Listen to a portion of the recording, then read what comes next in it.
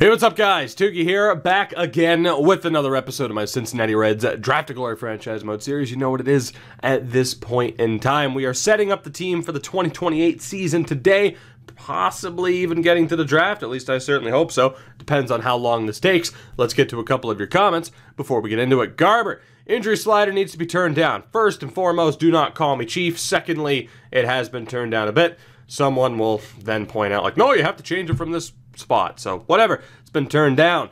From there we have Felix. Still waiting to see what happened with the Big Z UFC series, which is a series I have not thought about in a long time, but you know, maybe you could happen. Now the thought behind career mode in terms of like be a pro style, not a fan of it. I'm just not a fan of it. Like in FIFA, it's not good, it's boring. In NHL, I'm just not a fan of it. I don't enjoy playing against the AI when I can only control one player, if that makes sense. Like in terms of FIFA, I don't mind playing against the AI, but yeah, just not a big fan of it. So that's why you see a lack of it on the series. Derek Klein brings up the fact that technically, with game 163, we did make the playoffs, but that's a shortcut. I want to make it legit without having to play an extra regular season game.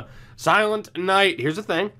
It doesn't fail every time, and it's not supposed to be successful every time. But I'm still going to do it.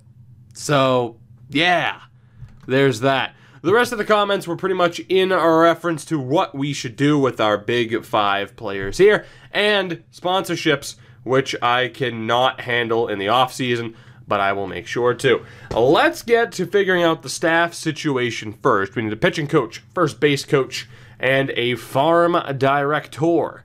So let's see. Let's go for old Tony Diaz. He is the youngest of the options, really, that I'm seeing here. So Tony, buddy, what do you think? I'm gonna have to offer you more money than that. I know that, but you know, how's 7.1 million total sound? You're damn right it sounds good. What else was it? I forgot already. First base and farm director. Right. Garrett Hirsch, no thank you. Pierce Staples, no thank you. Is there anybody who has a... I mean, if you have a minus, at least don't have it be terrible. There we go. Dave Magadan. Or Brian Henley. Brian Henley's younger. We're going for Mr. Henley here. And let's see. Again, we'll go 4 years up to 1.1 million, and hopefully that'll be enough. And for farm director, John Gibbons is there. We have Tyler Kearns. And Tyler Kearns, let's hope you are the first choice, Mr. Kearns. Let's make it happen. So hopefully they sign. When it comes to the players, first and foremost, we are going to attempt to bring back Steven Ryder. But there was a divide in what to do with Graham Edwards, with him wanting a big-time contract. So here's the deal. He only wants 2 years, but we are going to try to make this work. Now we get to, again, why diminishing returns? Why do I always blank on that when discussing this? 10 years to the point where we get diminishing returns. So let's try to save as much money here as we possibly can. We'll also go with the player option to boost up the value. Let's see just how low we can get this offer, and if it proves to be worth it, we'll sign him to it. Otherwise, we might just have to take the compensation. It really depends on how low this value can go. Now, there is no guarantee that like the lowest green value bar offer will be accepted, but that will be the attempt. As it is, if he were to accept a $24 million offer, that would be a very team-friendly deal for what he's looking for. So I am going to try and get basically the lowest green bar offer we can get, which is $22.7 million a year. If he's willing to accept that, I'll go for it. Time will tell. Sean Jelly is going to be let go. He just hasn't been all that great, obviously. So we are going to look, and as a matter of fact, I haven't taken him off the team list. Mr. Jelly, your time here is going to be up. Lee Wilkins and Will Glover, we will see. Odds are they're also on the way out with the amount of money that they're wanting, and basically it not being worth it unless they are full-time roster players. Then it's just not going to happen. And unfortunately, we didn't get any responses there. You know what? I'm going to send out an offer now to Steven Ryder, too. Let's see what we can do. When do we get to diminishing returns is the question. 10 years again. Now, a 10-year deal for him at 30 years old is not ideal. But I'm not saying that I'm going to commit to paying him or having him on this team for 10 years. Worst comes to worst, I get rid of him for an absolute nobody. Again, there's no way for me to trade somebody. We could make that a rule as far as like, okay, you can't sign someone for as long as you're looking to have them. Like if you sign them, you got to see out the contract. Currently not a rule, so we might end up calling it the Ryder rule. But for now, I am absolutely going to try and sign him for 10 years with a player option to get as cheap of a contract as we possibly can, much like we did with hopefully Graham Edwards. There's no guarantees, of course, that he will actually sign that. I wish there was a way to scroll through much faster than this. FIFA just seems to have it right with you being able to hit Y or triangle and just change the numeric values. So there we go, 10.3 million. It's not a huge discount, but it is a discount nonetheless. We need to save as much money as possible. So Jelly is gone. I gotta be honest, I think despite the fact that he and Glover have both been pretty damn good, again, it's not going to work. We have Bobby Bloom there. Marlin will probably still be on the bench for next season. We're gonna try to keep Graham Edwards. Gonna try to keep Nolan Jones for now. He's still higher rated than Wilkins. And then we also have Joe Quinlan. There's the threat of Vasquez being at the major league level next year, even though aside from the power game, everything else really hasn't developed. Unless they're playing regularly, I don't see it as worth it. There's no way Glover's going to play regularly, and Wilkins could, but I just don't see it working out. So, unfortunately, Jelly, Wilkins, and Glover are all going to be on the way out, and hopefully we can get these two major contracts done and dusted. So, making it official, Glover and Wilkins are off the team sheet. Let's advance a day here. Tony Diaz is on as pitching coach. Neither Ryder or Edwards have accepted. Of course, we do have the fallback plan of qualifying them. Let's move forward another day. Neither has accepted. Right. Unfortunately, if I go to offer again, I'd have to scroll all the way back through 3 days. Sam Henley's on as the first base coach. Neither has accepted. And now I'm getting nervous. I'm going to qualify both of them right now, just to protect us. But hopefully, if neither accept today, the next day I'll send out that offer. Tyler Kearns is on as farm director. Let's stop simming. Neither accepted. So at the very least, the team staff is good to go. Ryder was 10 years, 102.7. Let's see what we can do. God, that's a long way down. So, story time with Toog. What's the focus or the moral of today's story? There was once a goat. Don't know what that goat was doing. Eating grass, probably. But there was something about this damn goat that just made you think he was possessed by the devil. It might have been the horns and the red eyes. Okay, anyway. Let's go up to a lovely $11 million a year. So we're really not saving a ton of money here, but it's worth a shot. And the Graham Edwards, $226.8 million over 10 years. Good Lord. All right, this is going to take 6.5 years. Oh, my God. Right, well, we're going to be here for a bit. If I have to sit through this, you have to sit through this. We will suffer together, because that's what this relationship is about, between entertainer and the entertainee. Are you entertained yet? you might probably... you might want to probably change the channel or skip ahead. I don't know. But damn it, if you love what we do here, you'll stick this out with me as we try not to die of boredom. But at the very least, I can rant with the best of them to kill a little bit of time. Okay, so we're going to go to a lovely 24 million. because of course we are. And we'll see if he accepts that. Again, Jelly, Wilkins, and Glover. I don't think Wilkins is going to be signed. That's why I'm not qualifying him. Oh boy. So they are both on the free agent list, I do believe, as you get the likes of Lawrence Anomo. Graham Edwards is indeed there. So we'll keep an eye out on it. Hopefully there's not that one offer that, you know, guarantees they walk away. But there is a chance we could lose both of them, which really would set us back. Now, unfortunately, well, let's see. Abreu, Rincon, Shipman, Camacho. God damn. So, this is normally, shout out to Reggie Jackson, this is normally what I jump cut away. That said, here's a look at ye olde process, and it's down to the fact, solely down to the fact, that I am far too lazy to make a cut, as technically Jimenez and Cabrera are the only two second basemen that we have on roster right now. As crazy as that is, third base we have Vasquez and Jones. That is it.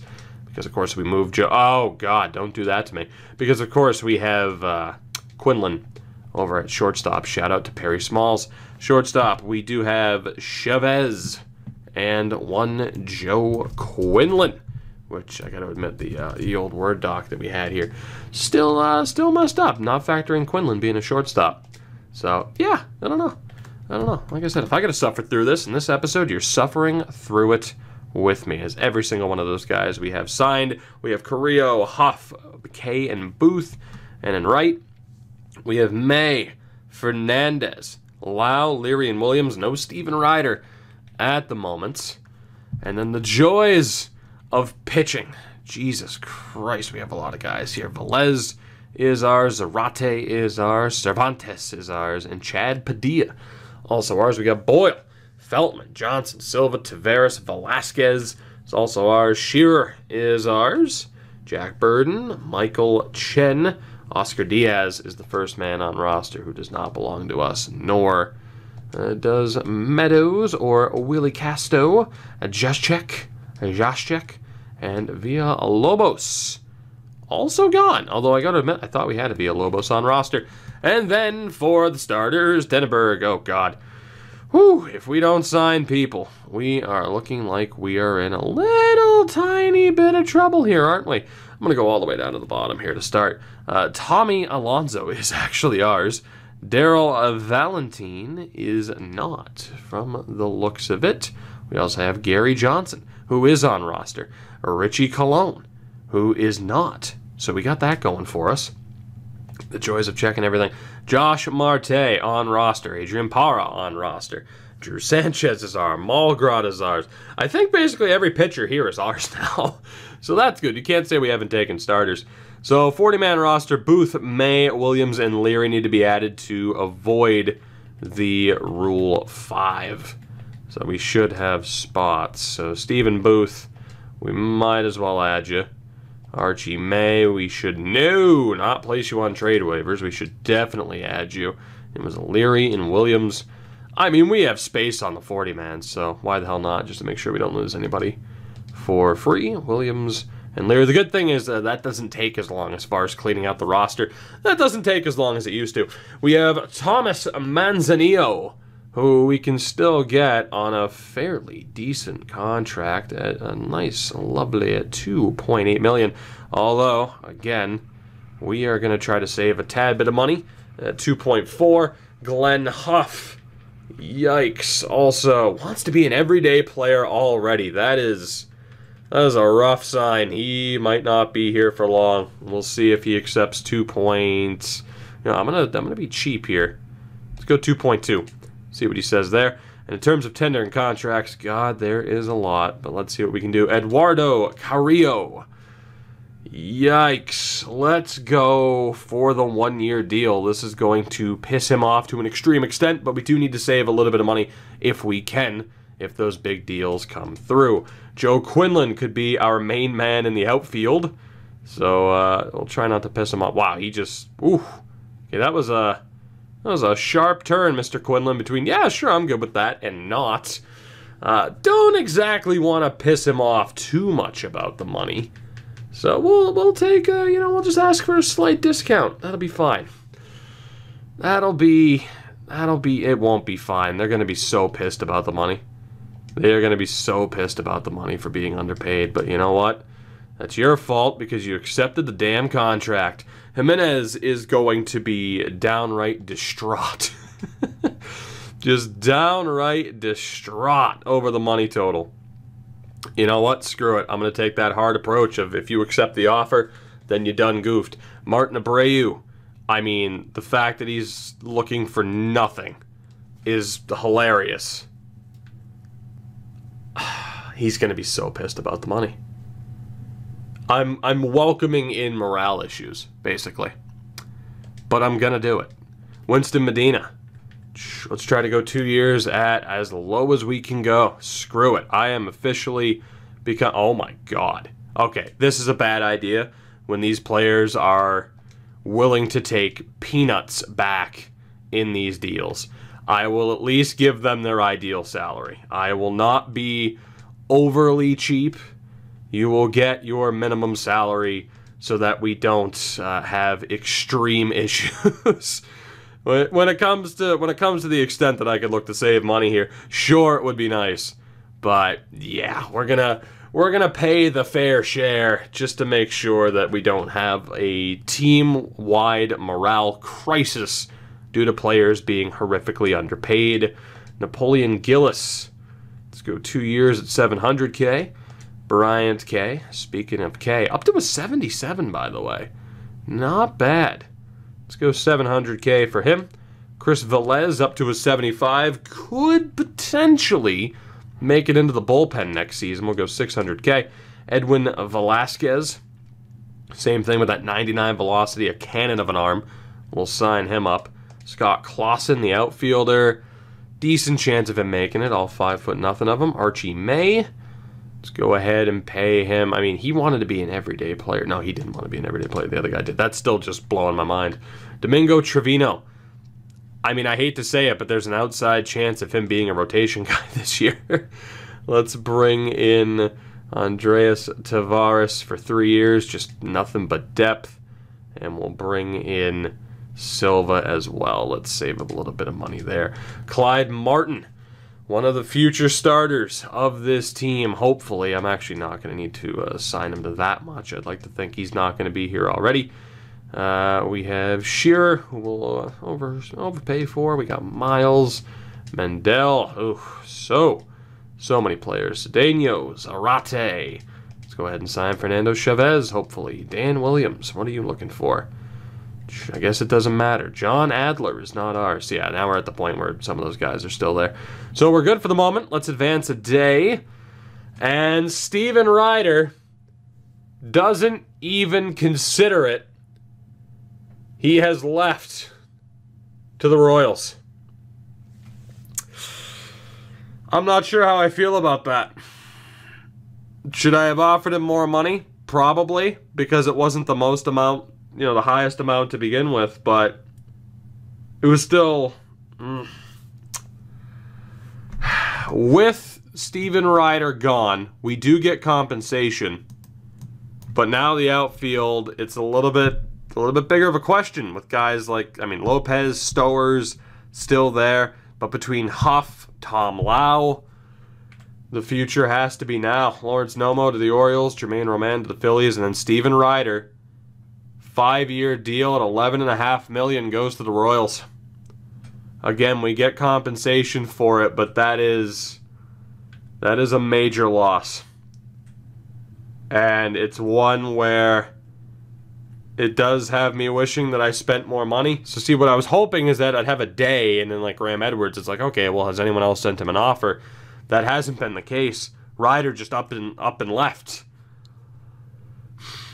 That will be one of the biggest moments, I think, in this series, is my decision to try and save a little bit of money with Steven Ryder and not offering him exactly what he wanted. And whether or not that turns out to be the right decision, time will certainly tell, as I think we do indeed have Graham Edwards back. So Graham Edwards, did he take the offer that I sent him? I know I didn't have to check from here. So Graham Edwards took the discounted offer. So what I wanted for Ryder and Edwards, it at least worked out with Edwards, where he took the 10-year contract at a very reduced rate. We got him at $24 million. So that is huge news for us to keep Edwards, but that same move, Steven Ryder was having none of it and bolted to Kansas City as soon as he possibly could have. And in fairness, they weren't even offering him that much more money. I really don't think they were offering him 12.8. What was I offering him? I think he just up and left. I don't know if he would have stayed unless we overpaid him. So, again, that's going to be a big damn deal, man. As far as whether or not we made the right choice. Time will tell. Time will tell. So Steven Ryder is gone. He is now a Royal. We will have compensation for him as Vlad Jr. goes to the Angels. There's something poetic about that. Again, we'll have that compensation. Graham Edwards stays, so we have that going for us. And again, he's on a reduced rate, so that's tremendous. But I don't know. I think that's going to go down as a very controversial decision. Some people saying, oh, you should have offered him more. Maybe he would have accepted. There's no way to have known for sure. Like I said, especially with Kansas City not exactly backing up the Brinks truck to his house. So maybe had we offered him a little bit more, it would have worked. The same move worked for Graham Edwards, so at least I wasn't, trying to send him an offer that he never would have accepted. It's just unfortunate to me that, again, there was no negotiation time for me. There was no second chance. It's just after that first day, bam, he is gone. And there was nothing we could do about it. The bright side, of course, we do get that compensation. So, I don't know. It sucks, man, because I really like Steven Ryder. I didn't want to lose him, but I also needed to try and save some money. I mean, you think there, if Ryder had signed, it would be rough in terms of the salary, essentially. I mean, we would be a tad bit of financial trouble. If these final three could sign so we could get to the Rule 5. Keston Hiura just signed. I didn't even see it aware. It's a weird spot, man. It's a weird spot to lose one of your top players when you wanted to keep them. We have until the 23rd there with Manzanillo. So, yeah, let's move forward. It's just Velez and Manzanillo that are holding out now. Let's go for the 3-year deal at 2.8. And we'll see what we can do. Let's just get max interest. Let's not screw around there. And then Chris Velez, I'm just paying like $200K. Actually, I think I offered him more than $200K last time, didn't I? Regardless, we'll sit here and offer Chris Velez like $700K, and that should take care of it, no problem. One would hope. Cordoba signs. Both of them is signed. Beautiful. So we can move on to the Rule 5.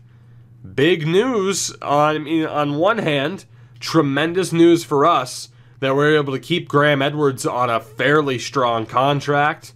But then the big news of the episode, at least thus far, Steven Ryder, one of the faces of this series, one of our first big draft picks, is gone. We'll see what we can do in the Rule 5. We're going to have our latest pick yet. Again, same rules of one pitcher and one position player.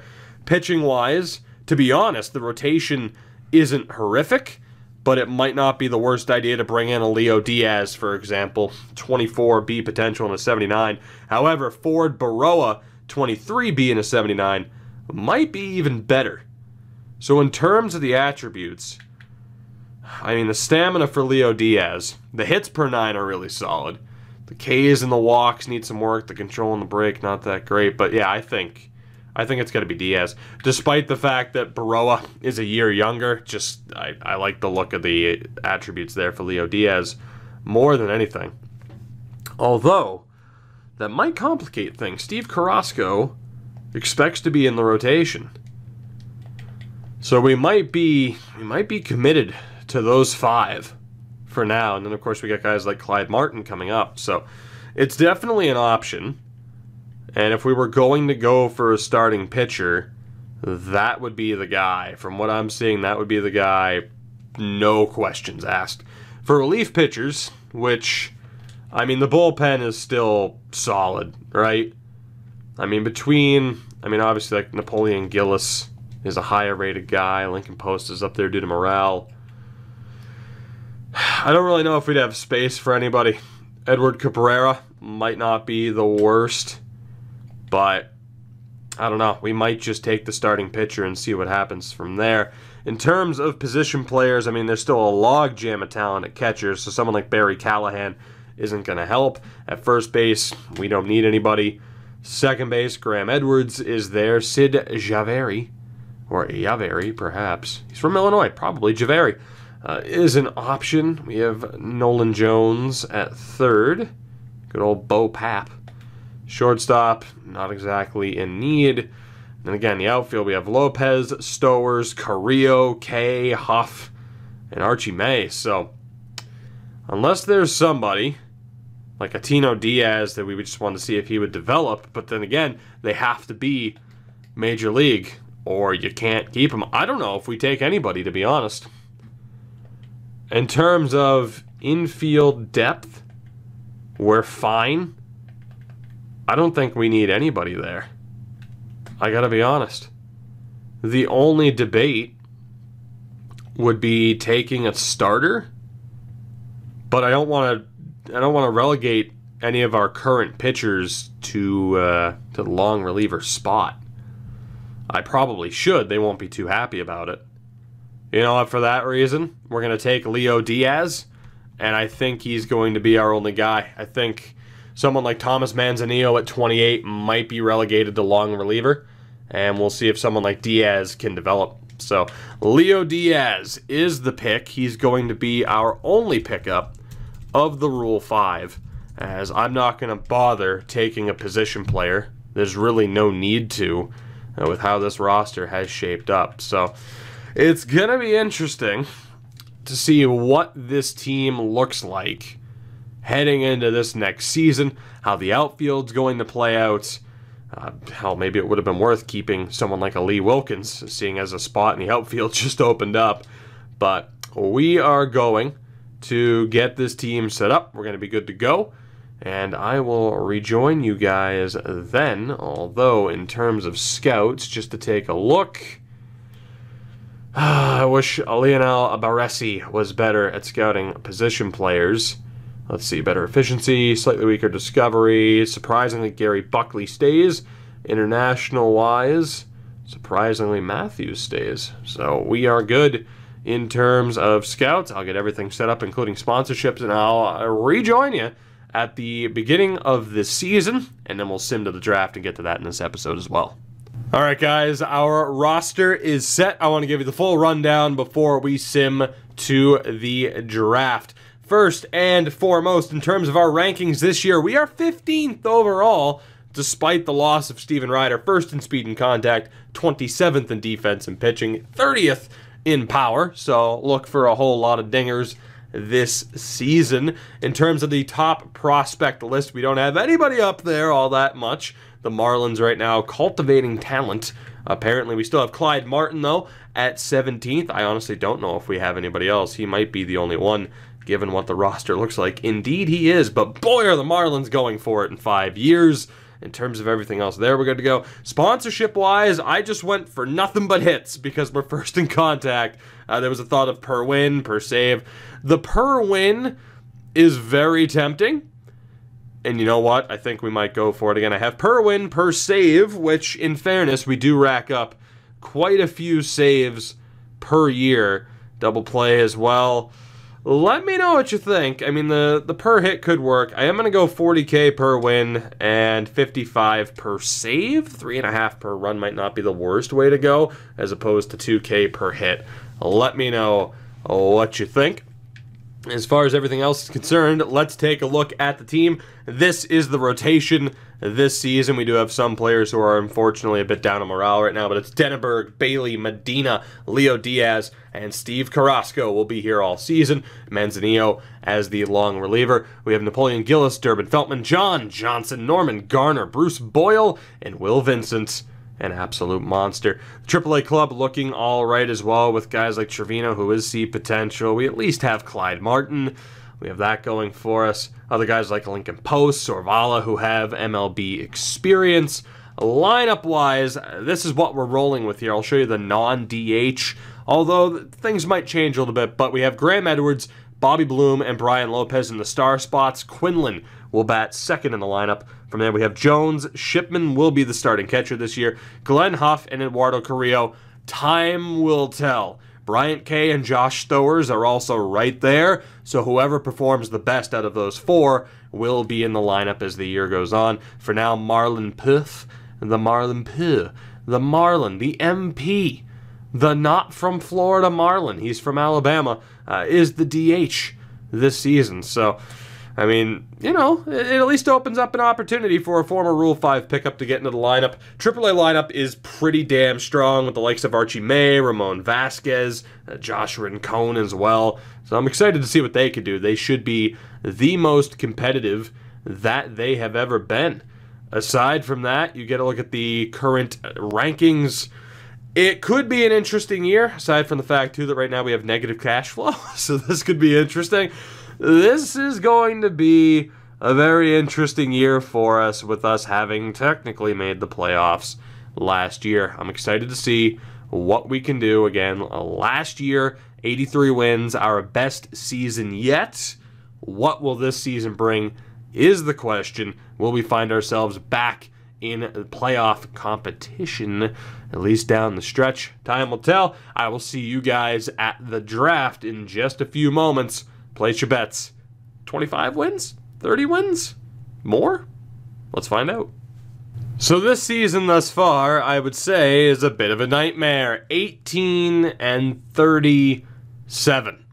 Hardly living up to any sort of expectation. Unfortunately, 14 and a half games back of the Cardinals in the division. The only team in the division to not be at least 27 wins. Matter of fact, we're 9 back of that. And dead last right now in terms of the NL wildcard race.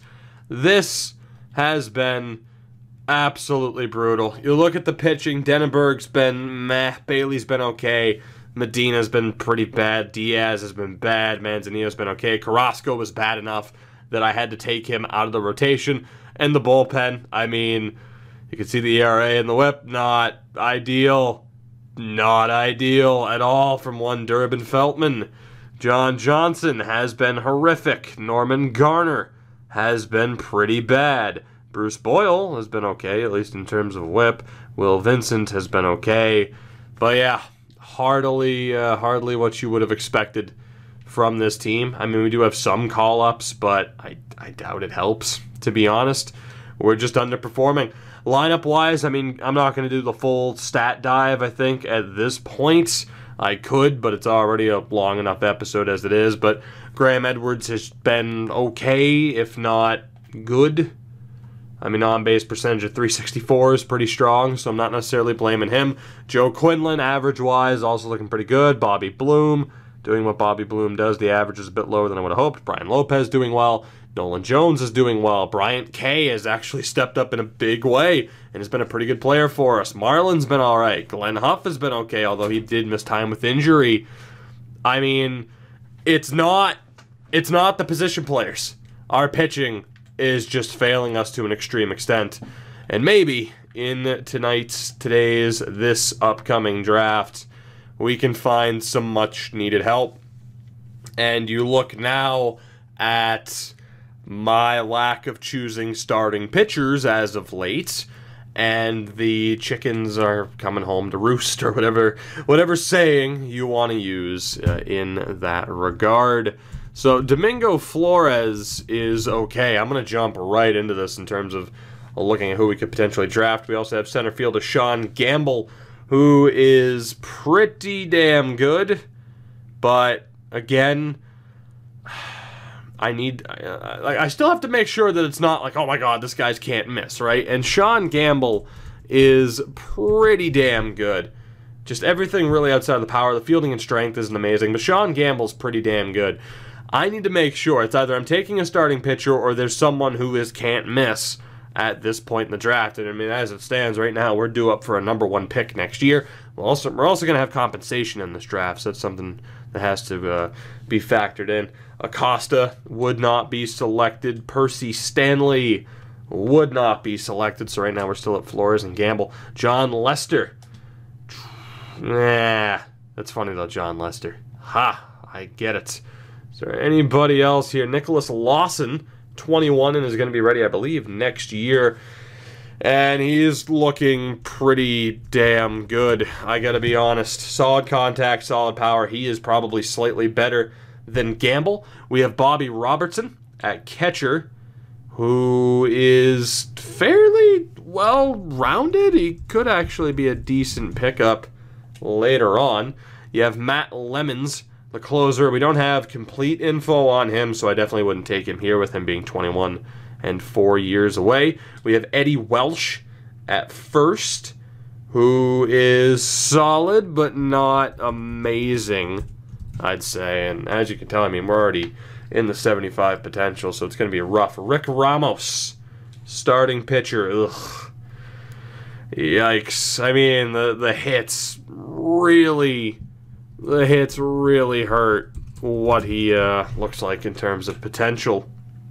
We have Ken Torin in left, also unfortunately not that great. Abdul Elam, who has amazing contact. Again, not bad. I'm finding some decent options, but in terms of starting pitching, I think it has to be Flores that we at least make sure that we get. Very little info on Terrence Styles, and he doesn't look that good anyway. Robbie Esparza, a second baseman, similar thing to Elam, looking pretty damn good. I don't know if I'd define him as can't miss. That heat map against righties looks tremendous, though. Johnny Reeves is going to be ready in 3 years at 22 years old, which really concerns me. Really concerns me. You're 22, still 3 years away, but he could be worth a look, especially just with our need for pitching right now. Shane Patton, very well-rounded as well. So at least we're finding multiple options. That'll give us a little bit of maneuverability here later on. Alexis Santana at first. Not terrible, but not great at anything. Sean Abreu also at first is fairly well-rounded. Welsh was still much, much better.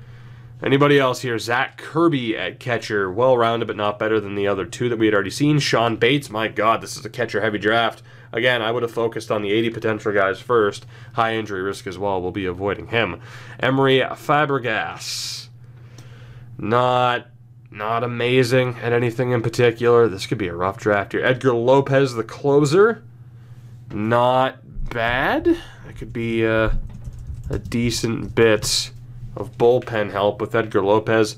Good old Dick Hatch. Wasn't Richard Hatch the winner of the first season of Survivor? Anyway, he's actually not looking all that bad. I don't think he'd be my first choice option out of the 4 decent starting pitchers I've seen thus far, but he is there. Richie Montgomery is looking pretty damn good, I gotta be honest. So at the very least, we do know there are a couple of decent closers, and that might be it. I mean, yeah, it really drops off from there. You got guys like Rodney Warren, who's honestly not that good. Earl Bergman, also not that great. I know I can sort by accuracy and everything, obviously, but just double checking while we're here. Paulie could end up being fairly decent. I don't think we'd take him all that early on. And then, yeah, there's some other lower ones. So, Domingo Flores, taking the risk with him seems like the best option. He doesn't, like, we're not going to know if he's a sure thing. And despite the fact that, like, Lawson and I think it was Gamble as well looked really good, I need Domingo Flores. So that pick is fairly straightforward. Gamble is off the board, so I might still be able to get Lawson. Indeed, Lawson is still on the board. I'm good with that. So let's take a look. I think we do end up getting Nicholas Lawson here as well. The Venezuelan, somehow. But we'll take him as well. And overall, we get a really strong starting pitcher and who looks to be a pretty damn fine outfielder. Question is, who is left on the board? Eldon Pauly was on my list for someone who was half decent. We also have Abdul Elam, who was also still looking pretty good. Sean Abreu, Santana, Fabregas. Was there anybody else left in terms of starters? There was not. In terms of relievers, I did have Montgomery on the list. Lemons was also there as well. So there is some starting pitching help. Earl Bergman, unfortunately some of the good catchers are off the list. We have 3 first basemen left, a couple of second basemen. Aaron Mullins, not anything special. The power could be decent though, so not a bad option there. In the outfield we have Calderon and Eldon Pauly. Pauly, of course, not on the list, but half decent. And in right we have Joey Montero, who's not that great. So what I'm seeing here, we have 2 closers who are worth taking. Handful of first basemen, handful of second basemen as well. So I think we go for a closer, look to get a first baseman, second baseman, and maybe wrap up the draft with an outfielder or just taking random starters. So in terms of who's better here, I mean, 19 and ready in 3 years, Richie Montgomery is the only option. So we'll take the closer as Matt Lemons ends up going off the board. And let's see who else is here. Again, so we have Welsh, we have Santana, Fabregas, Elam, or Esparza. It'll be one of the 3. Santana, nothing special. Eddie Welsh at least has good contact, solid heat map as well. Fabregas, well-rounded, nothing special, at least at the plate. Elam has that really solid contact. And Esparza, also some strong hitting ability. I think it's going to be Esparza, maybe. Esparza or Elam from the looks of it. Which, to me, I mean, you know, I would say take one of the first basemen, but they're not looking as good. So, let's go. I know one's younger, but still I want to look here. So better contact, better power, slight advantage. Now it's evened up again. Slight advantage for Esparza, Elam, slight advantage here. The advantage goes to Robbie Esparza. He's going to be the pick. And we'll see who else is available when we pick again here. So let's see. Eddie Welsh is still there. Elam somehow still there. So I'm going to take both of those second basemen. Not the best idea in terms of, you know, spreading out the depth, but definitely the best players left. Eddie Welsh is actually still there at first, so I'll take that. Of course, we can move players around if necessary. In terms of position players, I feel like we've done okay. And now's the time where, I mean, just based off of who's left, let's just go starting pitchers and see who the hell we can find. So unfortunately, ETAs are all quite rough. But we do have one 18-year-old and Robert Powers from Oregon. So we'll take a risk with him, see if we can find an unscouted diamond in the rough. Worth a shot at this point. And we'll also take either Will Butcher or Kevin Barrow. And I'm honestly not sure which. Puerto Rican is 6'3" Texan. The 6'3" Texan, Will Butcher. What provides better puns? Kevin Barrow or Willie Butcher? I mean, you could make a joke about wheelbarrow carrying us to success. Will Butcher. I mean, there's a potential there. Both lefties, too. I'm going to go for Butcher, just, you know, the higher potential listed. We'll see what happens. So the draft has come to an end. I don't know how to feel about this episode. We lose Steven Ryder. We've underperformed to an extreme extent. And now we get to see how we did in this draft. Alright, let's do this. How did we do? Yikes. Okay, so Domingo Flores isn't going to be an amazing answer for us. Just missed out on B potential, 19 years old to 62, so age and overall are fine, but that potential is a massive disappointment. Nicholas Lawson, on the other hand, should be okay. I mean, he's not exactly going to be a Steven Ryder replacement, but 21 and 71 and solid with B potential, so he's not terrible. Richie Montgomery, I mean, 19 and 63 is okay, but that C potential hurts. Robbie Esparza is a big swing and a miss. 20 and a 65 is fine, but C potential. Abdul Elam, again, age and overall correlate nice, but that potential's rough. Eddie Welsh is a big swing and a miss. He's never going to make it. B potential and Robert Powers, so maybe. The overall is a bit lower than I would have hoped. So for a complete swing and miss, that worked out. And Will Butcher, C potential, not completely terrible. But overall, that draft is not what we needed. Now, if there is any hope, I mean, Milwaukee, not exactly getting a lot of game changers. Pittsburgh, not exactly getting a ton of game changers. Great pick there in Charles Doe, and Felix Serrano's kind of meh. My hope is, with looking at these players, that we see that it wasn't exactly the strongest draft overall, and that at the very least, we don't see a clear mistake in decision-making, at least with a player where we're like, yeah, we had the chance. My God, that Randall Morrison pick could have gone so well for us. I hope we don't see anybody here that I was considering drafting and they end up being just an absolute monster. There is an outside chance of that happening, I would say. I mean, for the most part, it's not looking like the strongest draft, Sean Gamble. He was taking one pick. We took the starting pitcher over him. So, I mean, we can't be too upset about that. I made the right call. So, decent draft there for Toronto, too. Damn. I don't know. I don't want to say we've completely botched the last 3 drafts, but we certainly haven't had the outcomes that we were hoping for. Very, very rough. Again, doesn't look like the strongest draft class, but there was definitely room there to win. A lot of this is with hindsight, of course, as we see some of these overalls of, guys who we never even had scouted. Maybe it will have to be something as crazy as just going full-on scouting only starting pitching heading into that next draft. That's something I was considering for this draft, and that may or may not have worked out. The problem is, though, with Discovery, I mean, it comes down to Discovery ratings as well.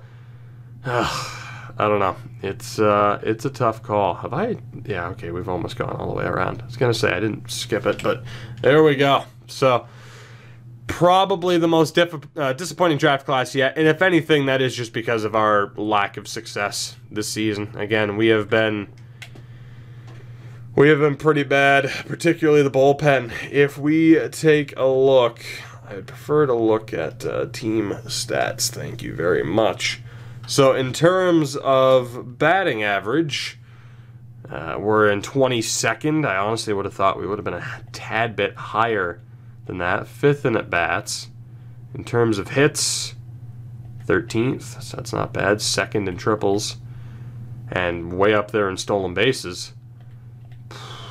We've drawn the most walks in the league. So what is the problem? We're not incredibly high up there for strikeouts, are we?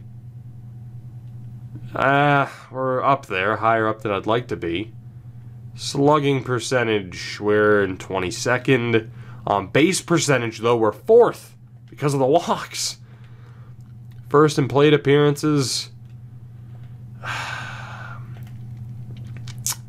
Very frustrating. We're not... No, we do have the most errors in the league. So that's good.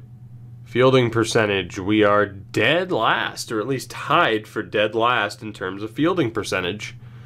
Team ERA, we have the 3rd highest in the league at a 4.56. Pitching is a major problem for us. Hits allowed, we've allowed the 3rd most hits. Runs allowed, we've allowed the most runs in the league.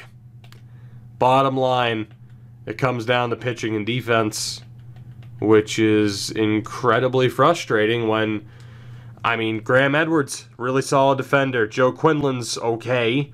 Bobby Bloom also okay for a first baseman. Lopez is solid. Nolan Jones is pretty solid. Bryant Kay is not the best outfielder, but has a lot of speed. Glenn Huff, also not the best outfielder, nor is Henry Shipman. So maybe despite his batting prowess, it might be worth taking Shipman out for a Martin Abreu.